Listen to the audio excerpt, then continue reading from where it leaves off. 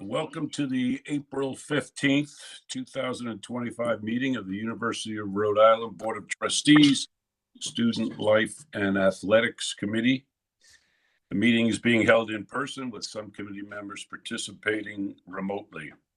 At this time, I would like to ask our board secretary, Michelle Carreri, to conduct a roll call to determine if a quorum is present. Please respond clearly by saying present on WebEx or present in person when your name is called. Tom Ryan.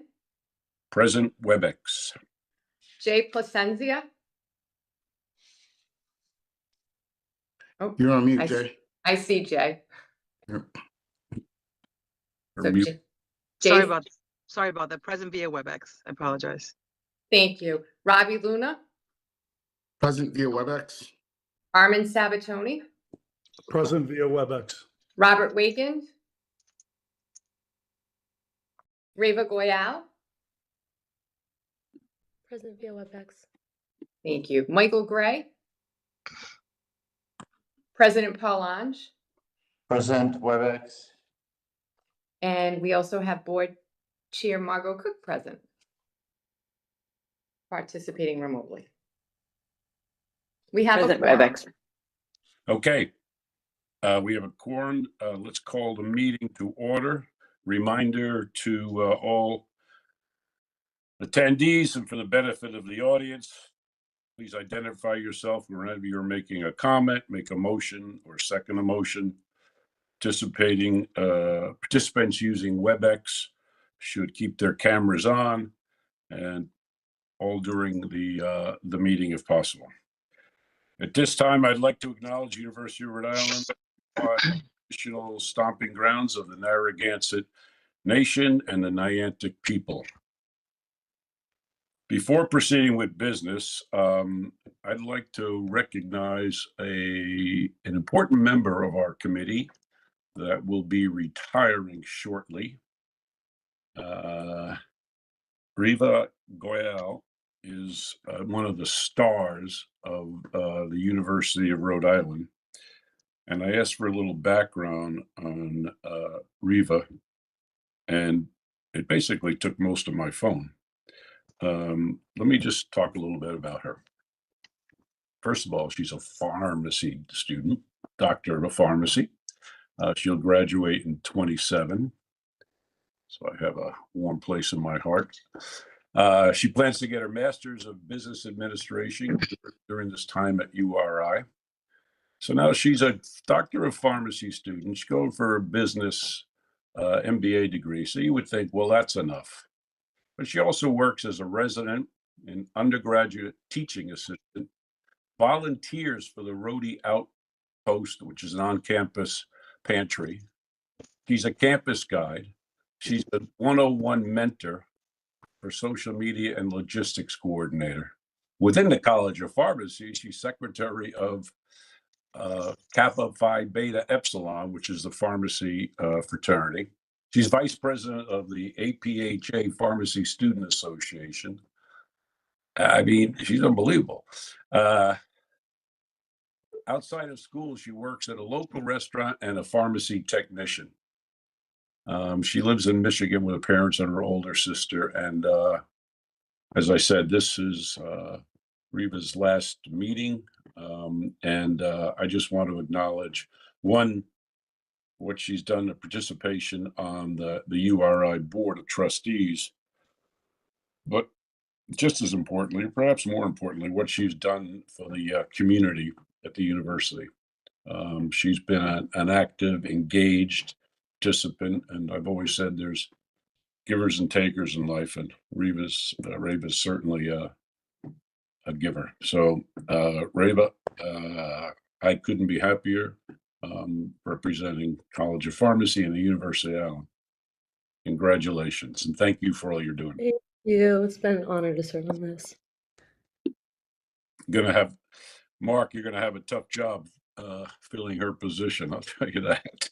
Yeah, no, I have to say, Tom, Reva has been great, just also in the participation of so many and representing the Board of Trustees so well in just so many committees and activities at the university across the board, you know. So Right. it's really great. So thanks, Tom, for those. And I know she was also up Thank at the you. State House too. Yep. Okay. And Rava, you won't get away with it because we'll be celebrating you again at the board meeting. Don't worry, you won't get away from me because I'll still be here for 2 more years. All right. Awesome. Now we're talking. Okay. Are there any proposed amendments to the published agenda? Hearing none, seeing none. I'd like to see if there's an amendment to approve the minutes. Can I have a motion that the committee approve the agenda as sent out? I think it's the minutes you want to approve, not the agenda. Oh, excuse me. Sorry. Approval of the minutes. So moved, Jay Placencia? Robbie Luna, second. Okay, any discussion? There being no discussion, ask for a voice vote. All in favor? Yes. Yes. All opposed? Any abstentions? Passes unanimously. So we have approval of May. Well, I have to approve the other minutes also? Yeah. Oh, okay, Yes, Tom, you want to do both of them. So because this committee hasn't met in a bit, so you Right, want to, the first group, we approved the June 14th, 2024. And okay, so now, I'd like to make a motion to approve September 11th, 2024, in the same way I approved, I made the motion for June 14th. Robbie Luna, so moved. Second, Jay Placencia? Any discussion? Hearing no discussion, voice vote, all in favor? Yes. All opposed? Anybody opposed? Any abstentions? Okay. The next item on the agenda is to jump right into the presentations. Is that correct, Michelle? that is correct. Thank Good. you. Good. All right. Okay. I think you should have the enclosures. We have Thor and Ellen with us on this meeting today. So I think Thor, you're up first. You all, and Rava, congratulations and thank you for everything you've done on the board. Truly amazing. All right, let's go through this. I can't believe we're coming to the close of another academic year. And if we could get the PowerPoint started, go to the next slide, please.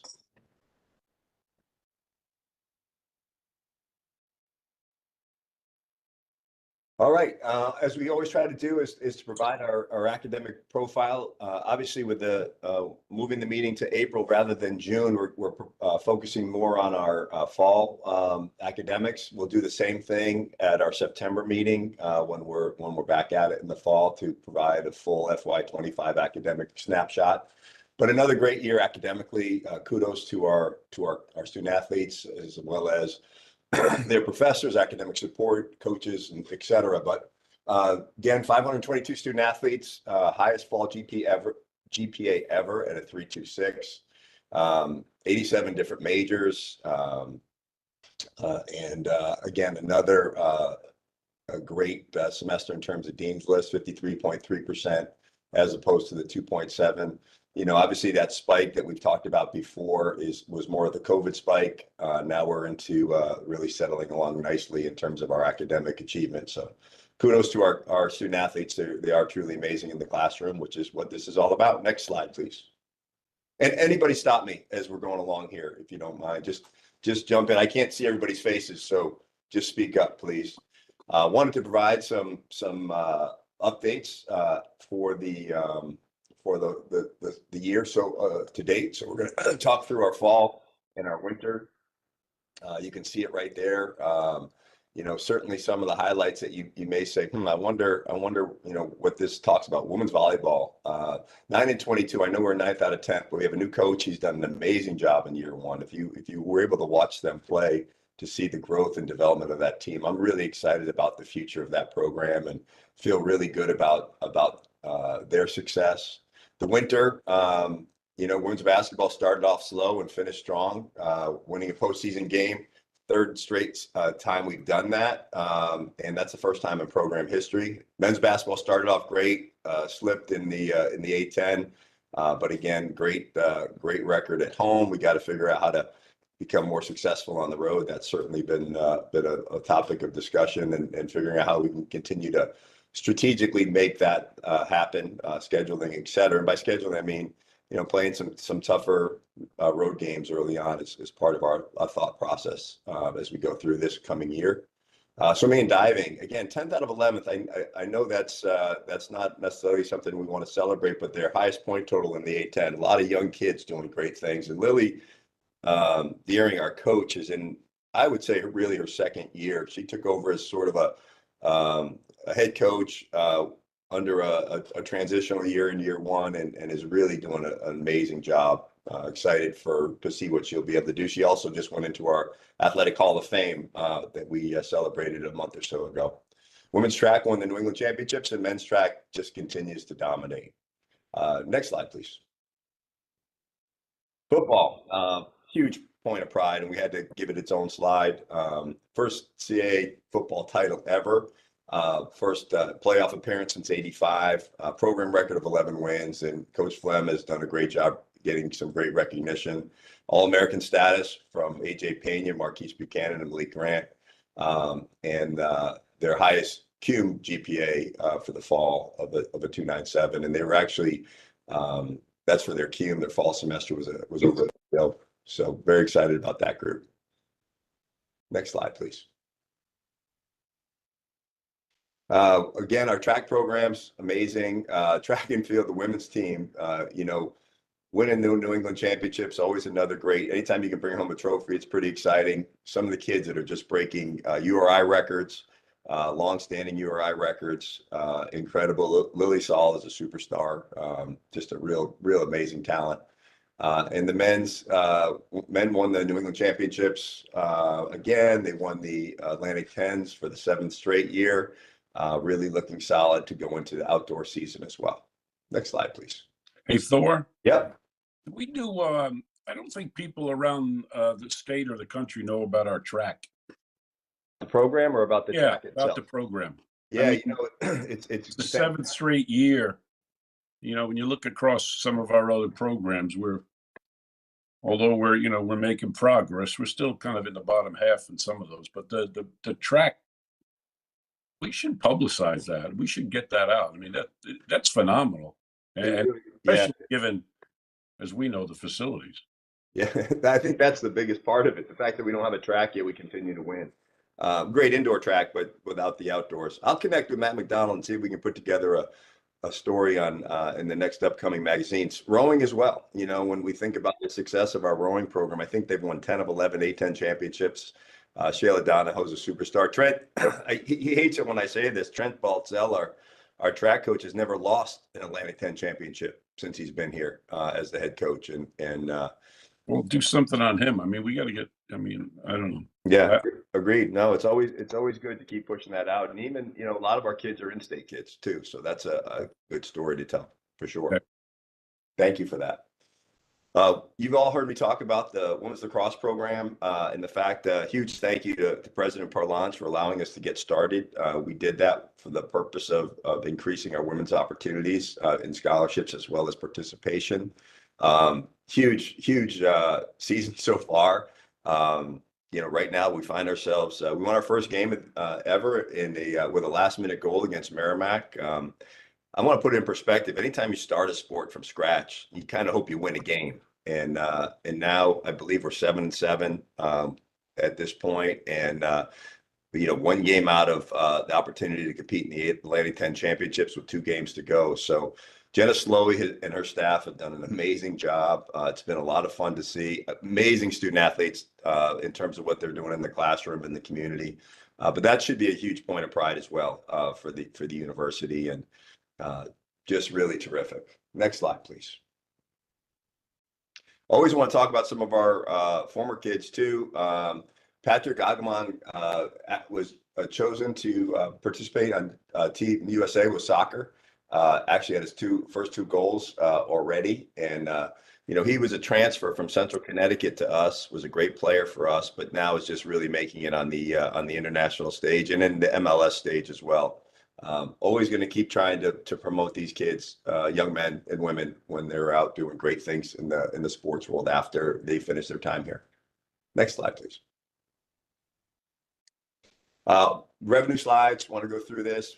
You can kind of go through the numbers. We had a great year. We played 6 home games. That's why we're in part why we're higher with our gross total or with our overall total, as you can see from previous years.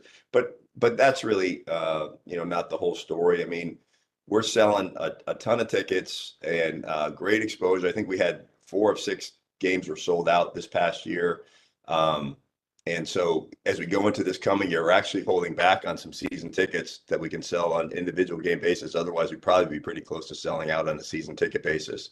So it's been success breeds, interest. And I think what Coach Flem and his team have done over the last few years has been fantastic. People are having a great time coming to the games, and the experience, the game day experience is terrific. The investments we've made in the turf and lights and the scoreboard certainly adds to the overall fan experience, and what we're excited about as we go into, and I'll talk a little bit about it later, but this coming year will be our last year in the current facility, and then we'll be a year on the road as we go through construction of the stadium, and then we'll be back in 27. So do we play any home games anywhere in the state? Yeah, we're actually looking at we're in negotiations with a venue in the state right now, Tom, which would make a lot of sense for us for a one year situation. Okay. Next slide, please. Men's basketball revenue. Again, you really want to compare FY 22 or 22-23 with 24-25. Why do I say that? That's the PC game. And so we're down a little bit in those numbers. As I said, just on the football side, we had great success in terms of home games, but we gotta continue to win. That's the best marketing tool there is. You'll see when we talk a little bit later about some of the initiatives around men's and women's basketball that we're doing. Sort of relentless marketing, relentless group sales programming. We just know we have to continue to win. That's a big deal for us. Home game schedule is also a big one as we're trying to get attractive opponents here. It's getting harder, and we all need to really understand that. I'll tell you what, the Power 4 leagues are really trying to. I think it's getting harder. It's getting a lot harder to get high-profile games here. So we're trying to find as best we can, some of those mid-major leagues that last year we had the Charleston here, which was a big win for us. Yale was a big win for us. So we're always going to look to try to bring in those top 100 level net teams that we can play at home, which are going to be important to help us sell tickets. And again, I don't believe this is a cop out. It's reality. We got to win. I mean, winning's the best marketing tool there is. And but that said, when I go back and evaluate our Saturday games, for example, we're killing it in our group sales. So kudos to our group sales team. This is year 5, I believe, that they've been doing this for us, and absolutely doing an amazing job. And then when we think about our student crowds, once we're in the school year, the students have been very strong. Huge thank you to Greek Life this year when they came out, almost 2,000 Greek students here for a game late in the year, stayed right to the end. It was terrific. So got to keep pushing that number. And again, when we get into our house settlement slide, you're going to see why revenue is everything for us, and focus of everything we do. How do we generate more? Next slide, please. I know we have play-in games. I mean, games that we play in football with larger schools, and from a revenue standpoint. Do they do that in basketball? We do, or you can. The A10 sort of discourages that unless it makes sense as a winnable possible game. So we are always aware of that and thinking about that. If we can find one of those games that makes sense. A lot of times the A10 has a hard time getting those games. Yeah. Where people will look at it and say, we'd rather go play a 300 or a 350 and pay them $100,000 to play that game, because it's a guaranteed win for them. And they're not looking to do it for net rankings, because they really, within those power leagues, are already getting in league games or providing them the tough schedule that they need. So, and talking to my colleagues in the A10, it really is a challenge. Now, if we could find a really good strategic game that made sense for us, Arch and I have talked about that a bunch, and we would definitely look to try to play one of those if we could, if it makes How sense. about someone like in the bottom half of the Big East, like a Seton Hall or someone like that? Yeah, we actually, if you remember, we played Seton Hall in a home and home Right. a couple of years ago. So we're always trying to get those games if they want to play us. We would play any one of those because they just make sense for us. Temple was a neutral site game last year. If we could ever do a home and home with the Temple and the American, that would be a great opportunity for us. So finding those 2 or 3, top 100 teams that we can rotate around and get on our campus for 1 year and on the road for the next is again a huge thing that we're always trying to do. Great. Thank you. Yep, you're welcome. Women's basketball revenue, again, Margot asked a question last year about, how are we looking as compared to some of our other peers? What are we doing to drive revenue? Same thing, that we're pretty consistent with our ticket revenue over the last few years, even with some of the success that Tammy's brought to the table in terms of an incredibly exciting, successful program. Group sales is how we're going to keep doing. Our ticket prices are very, very reasonable, but also very much on par with our competitors. So, increasing the prices probably isn't the way for us to try to grow it. I think group sales is the biggest way for us to continue to try to increase that revenue. And so we'll keep working on that. The crowds have been great for Education Day. If anybody was able to make it, I think we had over 5,000 people here for that game. 11 o'clock start, where we just had schools from all over the place here. It was awesome. Another Greek night, where the 1,000 students were in attendance. So, we'll keep working on those things. It's important. I know, just like with men's basketball, the Ryan Center is a brutal place for visitors to come play. So we always want to keep driving that. And obviously we have revenue opportunities to try to work on there as we try to fill our revenue buckets based on the house settlement and the new NIL world we find ourselves in. Next slide, please. Again, talking about some of the marketing stuff, we have a great marketing team. Really trying to get creative, trying to make the fan experience something that people feel great about.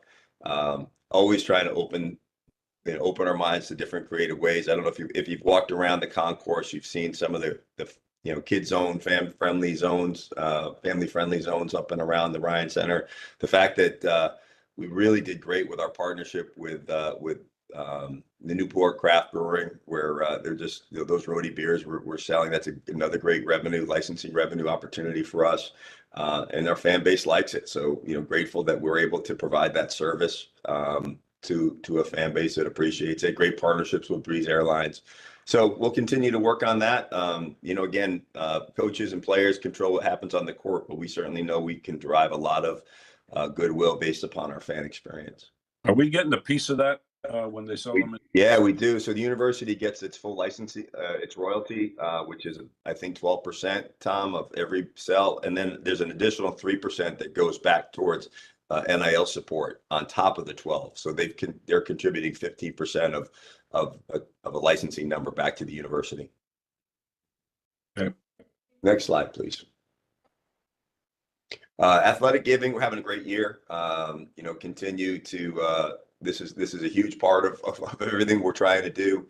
The graph will show you overall giving. We've got 4.8 million in commitments so far this year. Talking with Garrett Waller, our associate AD for development, we feel like we're certainly hoping for another upwards of $1 million before the end of this fiscal year, as we continue to go out and talk to people about our athletic renewal projects. So that's been really, really great.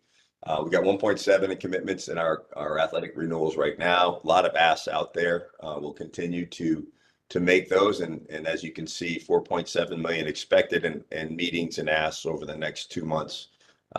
So full steam ahead on that. The conversations have been great, and Populous, who's our design firm, has done a great job with some of the collateral material we need to try to move this forward. So that's been good. Next slide, please. Wanted to show you some of the drawings, as I mentioned to you. We are the football lacrosse stands are going to be first class. be 5,000 seats with about 800 chair backs. You can see under that URI section right there. There's going to be a sort of a concourse right behind the press box area, which will be amazing. And I would have put up here a sort of a video that Populous put together to kind of show you the stands through a design flyover. Unfortunately, wasn't able to get that in from a memory perspective, but I'll try to get that to you all because it's pretty cool. But that's moving forward. That'll certainly give us more tickets to sell. As I mentioned before, construction will take place pretty much right after this coming season ends is when we expect to start. It's about an 18-month deal. So we are having great conversations with a local new stadium to try to play our games for the 26th season. So hopefully that works out well for us. We feel pretty good about that. Next slide, please. Baseball, we actually have $500,000 in firm commitments to do some work there. We haven't asked for another $1 million that we hope to close in the next couple weeks. What you're seeing right here in those two graphs, if you look at the press box and stands on the you can see the one in the fenced area in front of you, and then to the drawing on the right, we're hoping it's about $1.7 million to get the press box and stands completed. So we hope to have that going soon. Again, we're very fortunate with one of the donors in particular that has a time-sensitive desire to get us moving on that. Populous really did a great job of moving that up to one of their top priorities based upon gift interest and donor interest in that one. So that'll be a big for our program. Our pro baseball program is having an unbelievable year so far. We beat at the time, I think they were 11th in the country, Oregon, and lost an 11-inning game out there to them. Had a lot of great success in the non-conference, and right now we find ourselves tied for first place in the Atlantic 10. So a lot of excitement around that program. Next slide. The track is going to get started this summer. Finally, yeehaw. I mean, that's going to be incredible. So it's going to be in the same footprint that it is now. We expect that construction to take about a year. We were told yesterday by Carl Calvo that construction is expected to begin in June or July of this year. I don't expect us to be able to host the meet the following spring season, but you never know. We could get a little bit lucky. But this will be a state-of-the-art facility. Really excited about it. You can see the track, as I mentioned, and then on the far end will be a throws area, which would be standalone. So I think it certainly put us in position to be part of the Atlantic 10 championship track rotation. Tom, going back to your question about the importance or the success of our track program, I think this ties in with a great time for a story, between the men's women's programs, the success of the men's program, and the fact that we're building this track over the course of the year. So I think it becomes a great dual conversation. So this would allow us to participate in the A10 championships. That's correct. Right now, UMass, George Mason, and St. Louis are the only three facilities that can host it. We would become the fourth, so we can get into that rotation. Fantastic. I mean, that'd be an economic jolt to South County and the state also. So about it, and also excited to, again, as you've heard me say before, hosting the high school championships here, will be fantastic in a lot of ways. Bringing kids to campus, yep. Huge opportunity. Next slide, please. NCAA updates. All right, here we go. So you've all heard me talking now for over a year about the House settlement. We thought that on April 7th, last Monday, that this would be signed off on. It's made some significant progress. We expect it to be signed off sometime this week. The Judge Wilkins, went back to the plaintiff and the defendant and asked them to answer a couple more questions. That it seems like both the NCAA and the defendant and the plaintiffs are on the same page and working their way through that. Again, what this means for everybody is that universities will be able to enter into licensing agreements and I use the word licensing agreements. I think that's important with student athletes. There isn't a cap, which we won't come anywhere near touching, but it's really more of a cap for the Power 5 programs where they can spend up to $20.5 million, I think, or around that mark for direct licensing deals with student athletes. I think a lot of us feel the majority of those dollars will go towards FBS, BCS level football programs, but they'll still be spending money on the basketballs and on men's, women's basketball, et cetera. So, that's in the works. Next slide, I want to talk about our opt-in. Yeah, here we go. So the University of Rhode Island did decide to made the decision to opt into the settlement. What does that mean? It means that we have to live in the limitations of the settlement, or I would also say opportunities of the settlement. So basically that means that I think Casey Light, our Associate AD for Compliance, did a good job of putting this grid together to try to make it simple. You'll see opt-in category in the first grid. Where we have other Division I schools, that means non-opting in. That means for schools that said, we're not going to opt in, we're not going to do direct licensing deals. So you can see where some of the restrictions are going to come into play. Basically for either those that opt in or opt out, anybody any student that does a $600 or higher NIL deal will have to report that. We can still assist students with which we do. Jeff Johnson's been great with working with a lot of our students in terms of NIL programming and opportunities. There are roster limits. This is where by opting in, there's a restriction in terms of how many roster spots you can have. We do have some sports where that's going to impact us: men's, women's track, and baseball. So those will be lower roster numbers, but there's a surprise. There's another lawsuit that's coming that's talking about that now, or there may be some Judge Wilkins actually talked about as one of her concerns, grandfathering in current rosters so kids don't lose their spots as we move forward over the next couple of years. What's the size of that? What's it go from what to from a scholarship standpoint? So I'll answer first thing, and then I'm going to ask Casey if she has it available for her to know the exact specifics as it relates to the tracks. I know baseball is going from 40 down to 34, so that's a big number. But what happens now is there's a lot of sports, and that everybody's provided scholarships based on equivalencies, some weird numbers, and they were really set based upon Title IX back in the day when there was a percentage of figuring out how many men's scholarships were offered. You're going to make sure you're honoring on the women's side the percentage that in proportionality of women's undergraduate students. So we have different weird ones, like 9.9 for baseball as an example of scholarships you can award. Now, under this new opt-in deal, baseball teams can actually give 34 scholarships. You can give every student that's part of your roster up to a full scholarship if you so choose.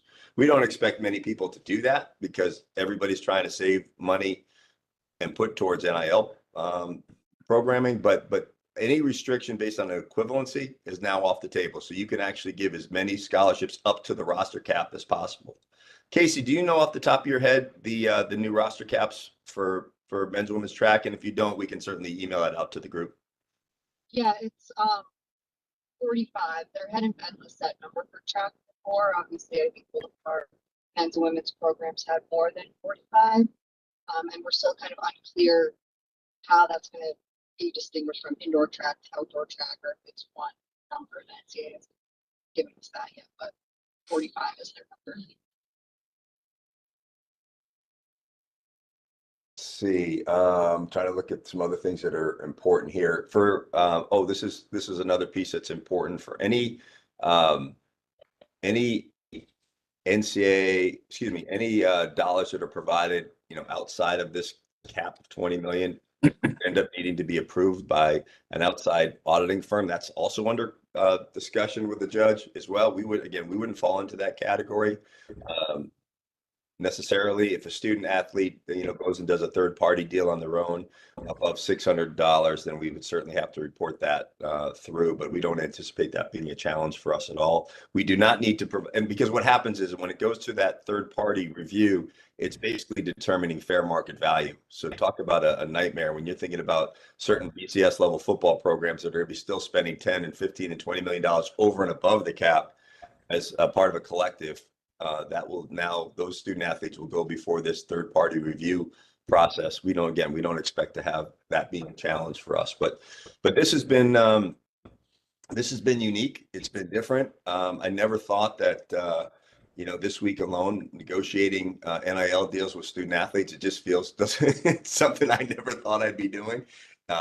Huge thank you to the university, Alyssa, and Lauren Jensen and Leah Zabersky and legal counsel to hire outside counsel to put together a term sheet that's very inclusive, as well as 11-page long form contract. So we're in a good place. Our coaches feel really good about being able to provide a real professional offer to these kids that we're recruiting. So that was something that was a little overwhelming at first, but again, the outside law firm that they identified and we worked with is working with 40 or 50 different Division I programs across the country. So they have a great experience of what we're dealing with. It's fantastic. Hey, hey Thor, just to simplify this, because it's obviously it's complex and there's moving parts, but when let's just say a Big Five conference, when they opt in, that allows the school to give up to 20, whatever it is, 22 million, correct? Correct. So if they decided not to opt in, they wouldn't be able to do that. That is correct. Okay, so that's for the committee, that's the real clincher here. I mean, there's requirements that you can see, but the issue for the university is we opted in, that means the university can contribute to the programs, to the NIL program or the collective. Correct, Thor? That's correct, Tom. And one of the biggest benefits to that, where we've been working with an outside collective for the last 2 years, donors have made contributions to the collective. There's zero tax benefit to that. Now they'll be able, now the donations will be able to be made directly to the foundation. And so I was getting to. Yeah. So that's so then each school can decide what they want to give. So the second question is just for edification for the committee. How many A10 schools did not opt in? Actually, as of right now, I think there's only 2. And they may change their mind because of the flexibility opting in provides you. So certainly the A10 was hoping everybody would opt in. I think there are 2 that may not. And the reason why schools may not is it impacts, again, when you think about the roster caps that are now in place, there may be a program that has a football roster of 130. And that's tuition driven for those institutions. So the roster caps are concerning to some of those schools based upon undergraduate enrollment as a whole. So that's the rationale. Okay, good. I just wanted to get clarified. Thank you. Next slide, please. And there's one other thing, just so people are clear, there's a cap at the 22 million for these schools, but like say for the A10 or any other conference, there's no cap in the conference. In other words, you can't, each school does their own amount. That's correct. Right? That is correct. Yeah, there's no cap that was pre-negotiated as a league. So we're and the A10 itself can't come out and say we would like schools, or we're going to limit schools, or we're going to regulate schools to say you can give X amount of dollars. That cannot happen either, right? That's correct. I think that would set us up for a lawsuit. Correct. I just wanted to get it clear. Yep. Okay. Yep. Spot on. Hey, Thor. Yep. It's Margot. Hi, Margot. You kind of answered my question, but I just want to make sure I understand. So the 2 schools that did not opt in, is this like a situation, like a prisoner's dilemma, where it's better, the best outcome is if all opt in? Like, will they ultimately have some advantage on those that did opt in, or how do I think about that? It's a great question. I would say probably the opposite. I think those of us that opt in have a lot more flexibility, and I think that gives us, the ability to do those in-house licensing deals are far more flexible. Anybody that's not opting in would still need to do outside, collectives, which is harder to get donors to get excited about. So I think, in my opinion, the number one reason is the flexibility that comes from opting in is far more valuable, certainly in my mind, than opting out. And again, we're, you know, if you think about it, Margot, the smaller private schools that are really looking at enrollment, that's a big factor for them in terms of, I would say probably the only factor in terms of why they wouldn't opt in. Okay, got it. Thank you. Yep. And the other thing is going this way and having it run internally in the university. There's a fee that we pay for the collective to be administered outside. One, to cut the checks and track the taxes for the student athlete, and then two, the administration of any events that we run or for the collective. So that fee will go away going forward. And I think it's probably something we have to talk about as a university, Margot and Mark, about, you know, what there's going to be a requirement for the foundation, and how does that work, and what is the fee there, and because it's going to require some extra work, obviously.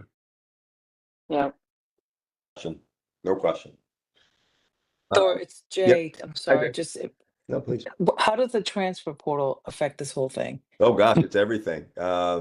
You know, I think we have over 2,000 students that are in the 2,000 men's basketball players that are in the transfer portal as of Friday, something like that. Casey may know a better number than I do, but I'm pretty sure it was about 2,000. So, you know, you have so many kids that are hopping in just to test their values in the marketplace. The market is a little bit, I think this year it's higher than it will be next year. Why do I say that?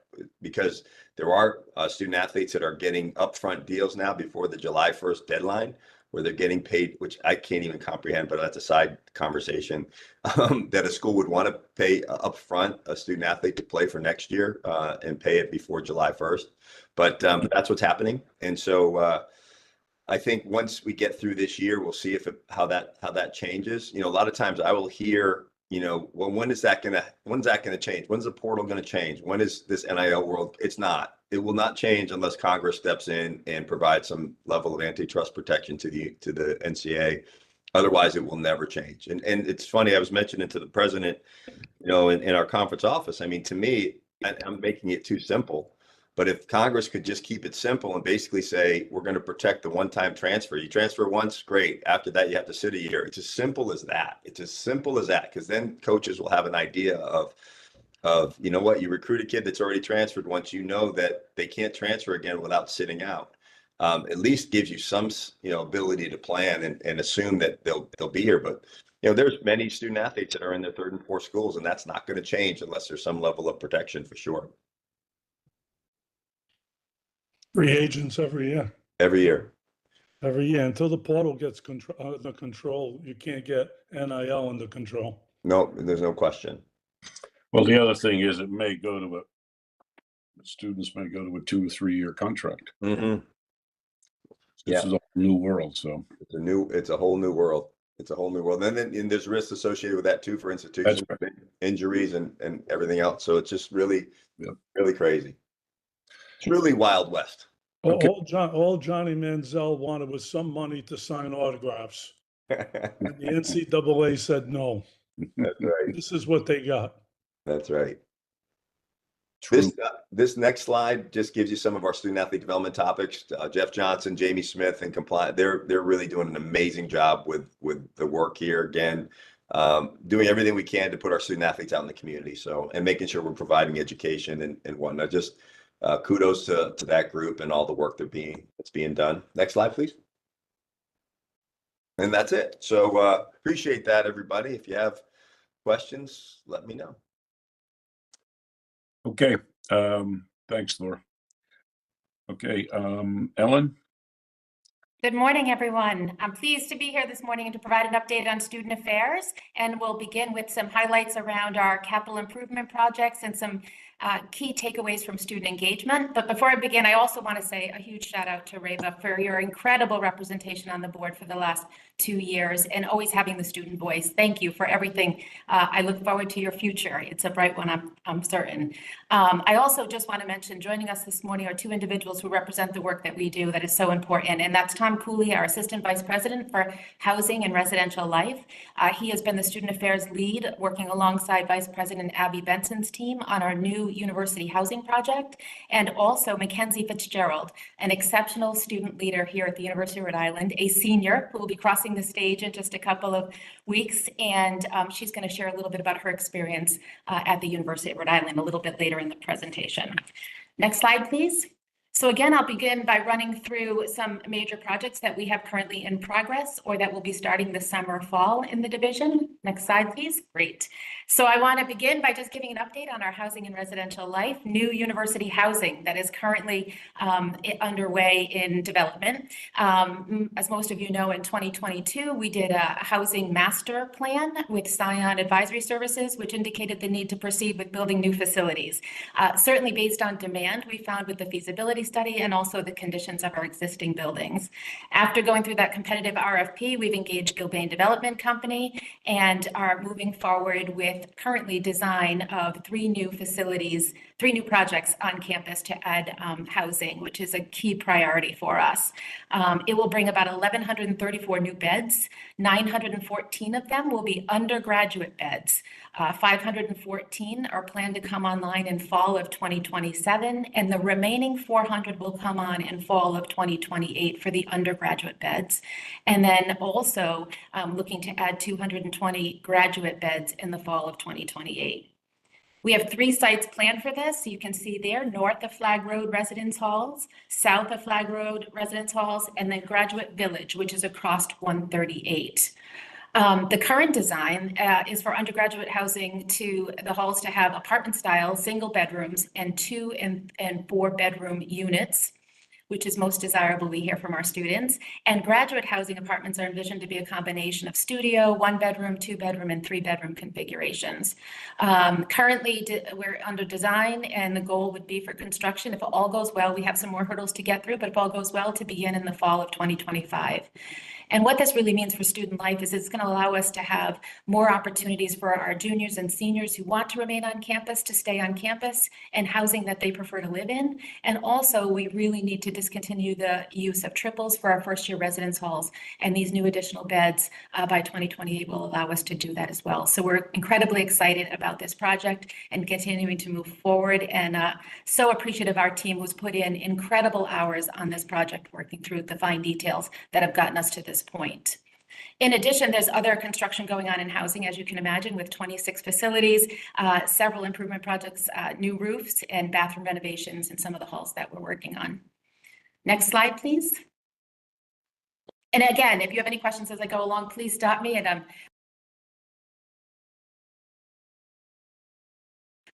apologies, I muted myself. Yeah. So the next one I want to talk about is health services. They have completed phase 1 and 2 and will be moving to phase 3 this summer for their project. As you may recall, health services was originally planned to design and construct a new integrated health and counseling center. Unfortunately, the project was delayed due to the pandemic, and we'd hoped to restart design efforts post-COVID, but our other priorities with housing needed to move forward first, so we decided to we decided to delay this project, and we hope to get to it once the new university housing is underway.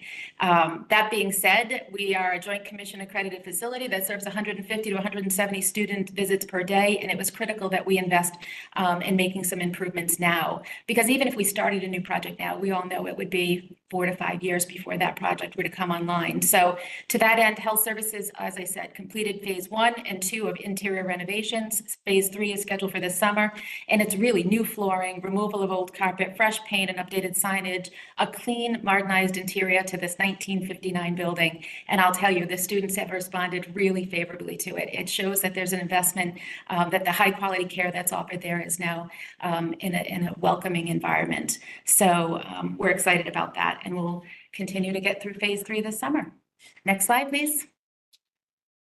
Campus recreation, the Tutela Aquatic Center is a project that we have going similar to the athletic fundings that was received. 6.2 million came in RICAP funding for this as part of the broader URI athletics facilities, and a significant portion of the funding has been designated to these essential improvements to the Tutela Aquatic Center. So this summer, we're going to begin with the replacement of the facility's roof, which unfortunately will result in us needing to close the pool during that period of time where the roof is being replaced.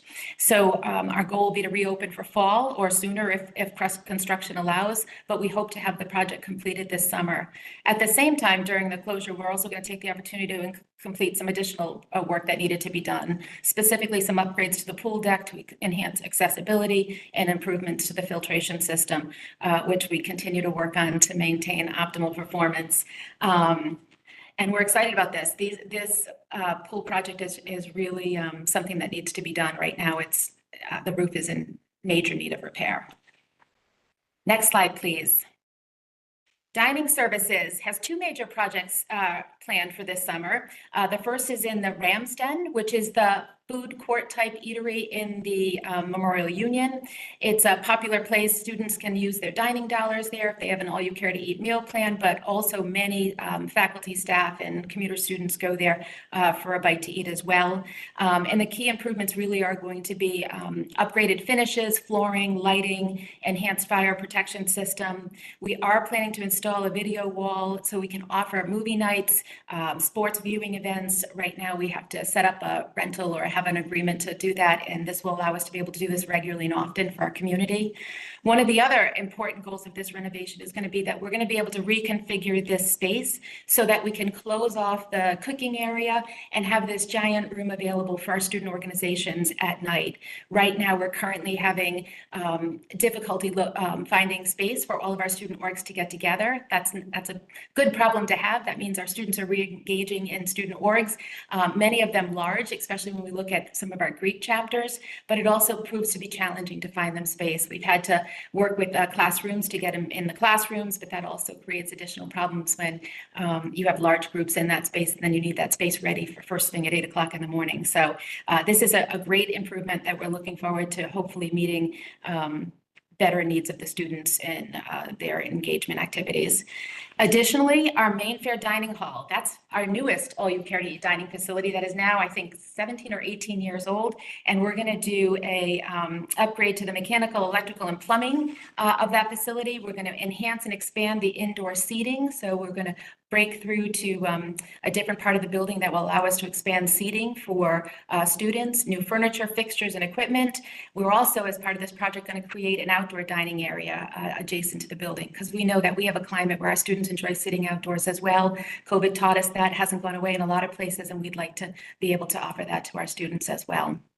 Again, this building opened in 2007, and it's now time to make some investment in it. We will plan also next summer to do a roof replacement of this building.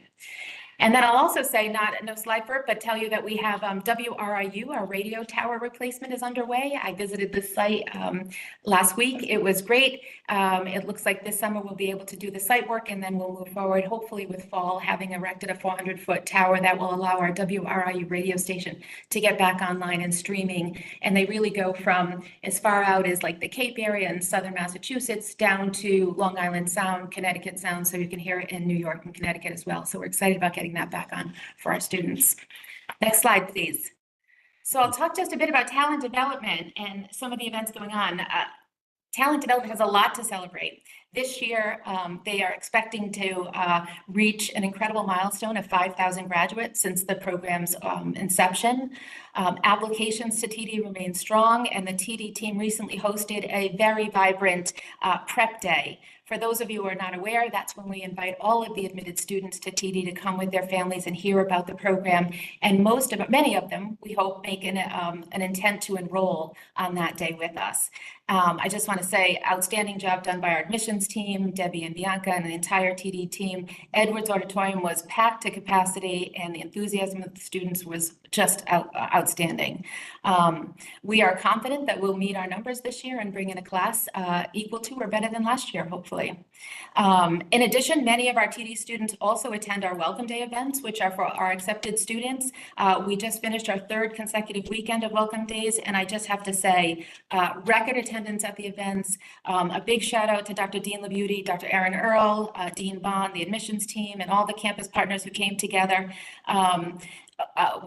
Dean envisioned a new opening reception that was held, an opening welcome at the Ryan Center on the floor with a sailboat right in the middle to welcome our new families. And then students and their families went off to academic colleges, were able to eat in the dining hall, and then came back for a service and support fair so they could see all the different opportunities and ways to be engaged on campus. So our clubs and organizations and athletics were there, as well as our academic colleges. And I'll say, despite less than perfect weather for all 3 days, it was an outstanding event. And you could tell that students left with a strong sense of what makes URI exceptional, certainly hearing about #1 Wall Street Journal rankings, R1 research designation. So it was an exciting days. Next slide, please. So one of the major events we celebrate each spring, and it's great to highlight it here for you, is our A. Robert Rainville Student Leadership Award. It really is a significant event and a true point of pride for our community. We held our 37th annual. Each year, students are nominated across 4 award categories, and 3 finalists are selected who come that evening, and the recipients are awarded that evening. So this year we had Evan O'Neill, who was a Student Employee Excellence Award winner for his outstanding contributions to campus recreation, where he was employed. Lauren Peckham was the Robert L. Carruthers Servant Leadership Award, honoring her commitment to service and leadership here on campus. The Muslim Student Association won the Team Excellence Award, recognizing their impactful work as a student organization. And Mackenzie Fitzgerald won the Student Leadership Award, our highest individual honor. And we're thrilled to have Mackenzie here with us this morning. I'm thrilled to have her here with us this morning. Next slide, please. I'm going to just introduce her for a minute and tell you that this year, the Student Leadership Award was even more special as it was renamed in honor of Maureen McDermott, the beloved former director of the Memorial Union and student involvement, who passed away in November. This event was truly her event. For those who knew Maureen, she worked closely. She chaired this event each year and was the MC. She helped select the committees that chose the award winners. And she made sure that every detail reflected the spirit of student leadership at URI. And we couldn't think of a more meaningful way to honor her legacy than to rename this award in her memory. And I couldn't be more proud that the first recipient of the Maureen McDermott Student Leadership Award is Mackenzie Fitzgerald. Mackenzie is going to, as I mentioned, graduate in a couple of weeks. She's a double major in political science and psychology. She is from New Jersey and has left an incredible mark on this campus. She's been an active member of Kappa Delta Sorority, the Center for Student Leadership Development. She was part of Diversity Dialogues, Student Advisory Committee here in my office, and among other involvements.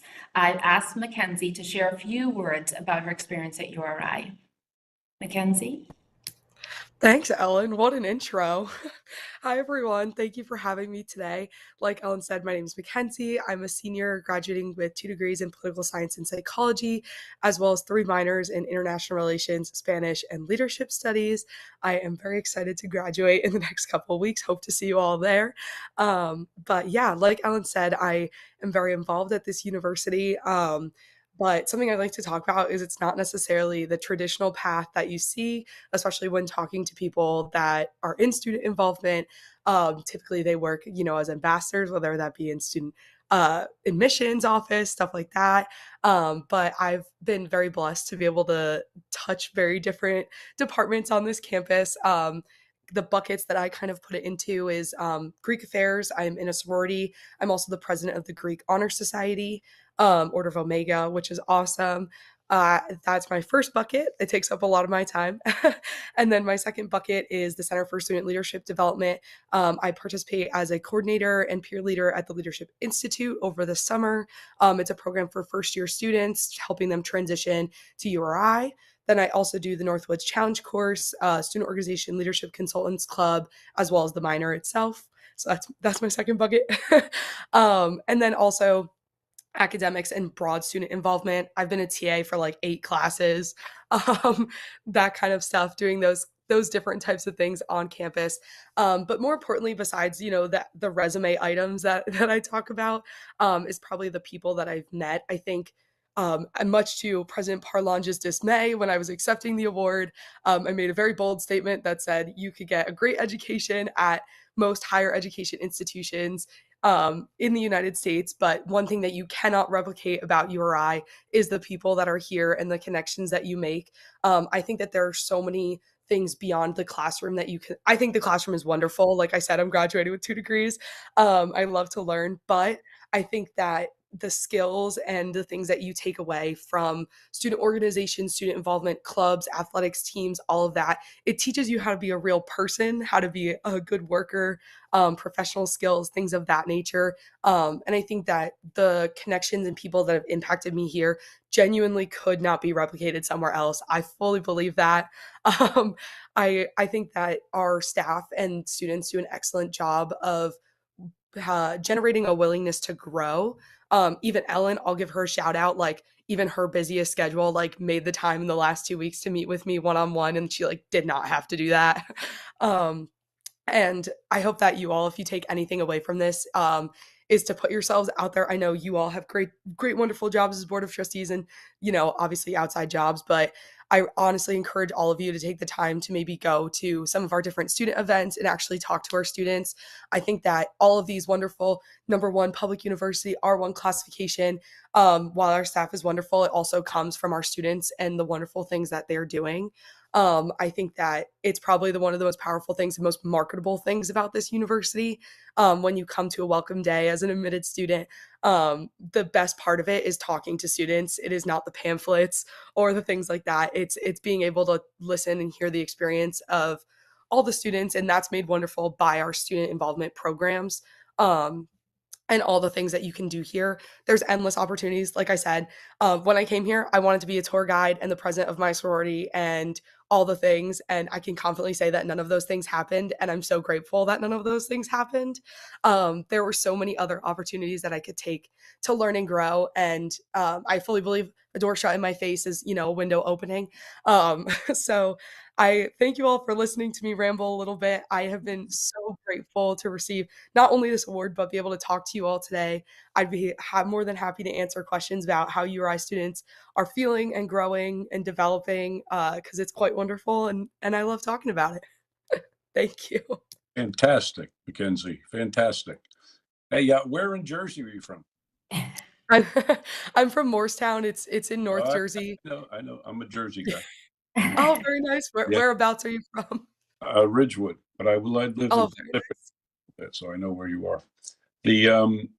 So I guess the question, the board is always looking for ways to improve student engagement and kind of the sense of community for the student, and it's always been a challenge, right? We're limited with dorm space. We have kids living, students living down the line, and we're working on it. But if you could suggest 1 or 2 things for the board of trustees to work on that over the next 3 to 4 years would make a discernible difference in the life of a student at the University of Rhode Island, what would that be?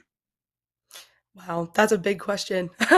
I think one thing Ellen mentioned, meeting spaces, and that's not just for clubs and organizations. I think that third space, like even though part of the university is a third space, Yeah. I don't know if you've ever heard about that, but like having I recently someone came up to visit. They were doing admitted student stays with their kids, and they asked me, and they were like, "What is there for students to do?" That's like not on campus or not necessarily on campus, but adjacent to it. And the answer to that is kind of nothing. Unless I am very blessed that I worked very hard through high school and I bought my first car, but I had to buy a car because of where I live and, the proximity of campus. So I Right. think that developing spaces around campus that are geared towards, quality of life issues would be really important. Obviously, the dorm is one thing. I think honestly, the dorm is what turns people off. It's what makes people transfer and it what makes people not want to come here. I'm very grateful to hear that you all are addressing that issue. And then I would say that. And then also, I think just promoting it better. I think Ellen's done a great job of hiring new staff for it, but being able to get out there the information about student involvement sooner for people, I think that it would change how first years experience, especially first years experience this university. I think that the sense of belonging is what people are missing. And post COVID, that's changed. Like people want a sense of belonging, but they don't know how to achieve it.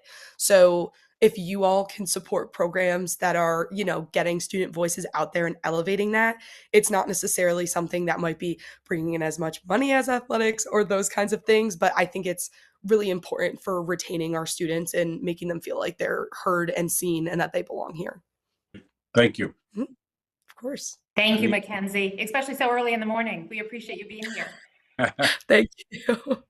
All right. I'll also just mention here, because my slides were due early, I couldn't get a slide in, but we also had a celebration last week for the Inclusive Excellence Awards, which was outstanding, put on by our CED office and the president's office, and really recognized amazing faculty, staff, and students across the university for the work that they do, particularly around inclusion and equity.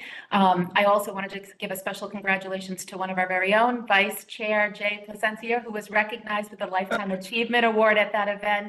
It was a powerful evening and a huge reminder of the remarkable people within our community. Congratulations, Jay. Well deserved. Next slide, please. Thank you, Ella. Moving forward, just a highlight on campus recreation and some of the accomplishments over the fall term. Again, many of our spring sports are still in season, but just wanted to highlight some of the things that happened. Certainly men's club soccer doing really great. 8-1-1 and advanced. We have a new team. Pickleball is our 21st club sport, just so you know. They played their first competition in November. We have an outstanding sailor, Okeanis Arakan, who is finished third in the women's single-handed nationals in St. Petersburg. Just so people know, she is a world-class sailor, and at age of 20 qualified to compete in her home country of Turkey in the 2020 Summer Olympics in Tokyo. And when she was just 16 years old, she was the youngest sailor to ever compete in the Olympic Games. She's a business major and comms major as well. And then just a couple other highlights there. You can see men's rugby had a great season. And I will also say that we had the honor of recognizing Brad Boss by retiring as a Jersey in February for his outstanding contributions to our hockey team and to the university at large. Next slide, please. And as Mackenzie mentioned, we were working with President Parlange and leadership. We were able to hire a new position, and that is our Director of Communications and Marketing. And so we welcomed Michael Parenti just a couple months ago to the team, and already he is doing amazing things. What we know is we have outstanding practitioners in the Division of Student Affairs who touch students' lives every day and really support them in their success here at the university. We hear so much about that from our students and how important it is alongside their academic journey. But what we know is that we can always do a better job telling that story. And with Michael on our team, we're really excited to enhance that. We're talking about student newsletter, parent newsletters, certainly social media where our students live and getting word out. And Tom, just like the question that you asked Mackenzie, making sure our students know about all the opportunities that we have on campus. There's many, right? We have 300 clubs and organizations. We have 3,200 students involved in Greek life. Thousands of jobs for students. There's lots of ways that students are engaged, but it's making sure that we're making those connections with students and telling that story, particularly as it impacts certainly enrollment and admissions, but also their well-being while they're here and the time that they're in college and how they enjoy it. So we're excited to have Michael on the team and to move forward with increased communications. So next slide, please. I think that's all I have. Happy to take any questions if anybody has any questions. Great. I have one suggestion. When we set up that video board in the student union, yes, we don't turn the games on unless they're sold out. There you go. Yeah. Yeah. I got to show up. All right, good. Yeah, we are working with athletics on that. As Thor mentioned, we did Greek night. We were able to pack the place with our Greek students. We did housing and residential life night. So Tom and his team was able to get many of the residence halls there. We have great opportunities for students to engage. And as you know, it's at no cost. So really ensuring that we pack that arena. As my colleague Thor said, it's a tough arena to play in, but it's really hard to play when it's packed. So, and same thing for the stadium. Yep. Well, thanks for the update. I mean, we're all involved, obviously, in the university from the financial side and capital budgets and trying to raise money and dealing with the challenges of the budget that Margot and Mark deal with. But at the end of the day, it's Mackenzie and Reva that this is what this is all about. And it's really just so heartwarming, and it makes you feel so proud to be on the board of trustees and associated with the university to individuals like this. So congratulations, Mackenzie. Reva, I know you're going to represent the university and be an active alum as you go through your life. Okay. All right. Any other comments, questions? Okay. I think we have the next item is the committee charter, which you've seen. Do we have any suggested changes, additions, deletions? Hearing none, seeing none. Do we need a vote on this if there's no changes? No, only if there are changes. Okay. So we will just notify the board that there's no changes. I think we have made some in the past, but I think it looks good. Also, the committee calendar. Seen that. Do we have any suggested changes there? Okay. Hearing none, seeing none, I think we're okay with that. And lastly, I think we have a motion. Is there a motion to adjourn? Oh, Tom, just one second. Sorry, it's Michelle. Okay. Just checking in with regard to the approval of the amendments that were suggested, that were sent to everyone. If everyone agrees with those calendar suggested amendments, then we could take a vote on that, Okay. if that works. Sure. And the suggested changes, just so the committee, I could just summarize, is really we have, based on the streamlining of the meetings, we went to 2 meetings. So Thor and I worked just to move the agenda items that were previously on the other months into the 2 months that we're now meeting, April and September. Right. I should have noted that, but yes. Apologies. I didn't see that there were enclosures there. That was my fault. No, that's right. That's right. No worries. Okay.